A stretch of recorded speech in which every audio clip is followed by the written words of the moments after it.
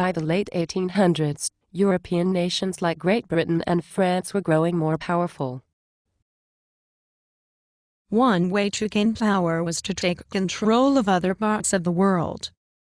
Europeans had set up trading posts in Africa and Asia in earlier centuries. However, European countries were no longer happy to just trade with foreign lands. They wanted to own and control the areas. In the 1880s, European imperialism increased in Africa and Asia. Imperialism is when a country rules over foreign lands. Although African and Asian armies fought the Europeans, they could not stop the invaders. The armies and navies of the Western countries were too powerful. Also, several old civilizations like the Ottoman Empire in Africa and Asia were losing power. Because the areas were weakened, it was easier for the Europeans to take control of them. The Europeans took over the places they conquered in Africa and Asia and set up colonies. There were several economic reasons why Western powers wanted to control foreign lands. Manufacturers needed new places to get natural resources like rubber and oil. They also wanted new markets to sell their goods in. In addition, military and merchant ships needed places around the world to refuel. European nations thought that ruling colonies all over the world increased a nation's worth. Countries competed with each other to become the most powerful nation. For example, when France moved into West Africa, Britain and Germany quickly invaded nearby areas. They took the lands to build up their own empires while slowing down the French.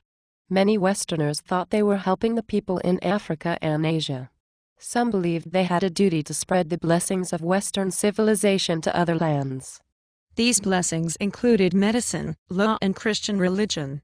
Many Europeans thought Westerners had a humanitarian responsibility to bring civilization to primitive people.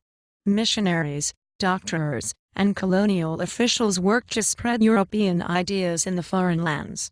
Not all Westerners liked the idea of imperialism. Anti-imperialists said that Westerners were hypocrites. Western nations were moving toward democratic government at home but ruling colonies in an undemocratic way.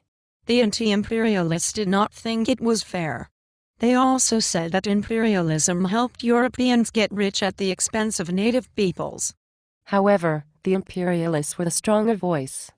By 1900, most parts of Africa, India, and Southeast Asia were governed by European imperialist powers. Now, let's review what we have learned. Imperialism is when a country rules over foreign lands. Many Europeans thought they had a responsibility to bring civilization to primitive people. Some Westerners believed they had a duty to spread the blessings of Western civilization to other lands. By 1900, most parts of Africa, India, and Southeast Asia were ruled by European imperialist powers. Now study your cards and your study guide and complete your homework and you will do well.